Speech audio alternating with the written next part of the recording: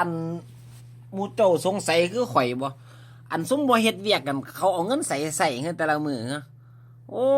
ตื่นเช้าจนฮอดค่ำบ่อึดแต่แนวสิซื้อจักเอาเงินมาแต่ไสหั่นแหมอันทั้งเขาหาว่าสันหาจนว่าตาสิสีกออกจากกันเบิดเด้อเนี่ยก็ยังบ่มีใส่อยู่ยังบ่พอใส่อยู่อันคนบ่เฮ็ดเวียกนี่อีจักเอาเงินมาแต่ใส่ก่อนโอ้ยก็เงิดอยู่เด้อเนี่ยแล้วกินดีอยู่สบายจักเอาเงินมาแต่ใส่ซะได้เดี๋ยวเนี่ย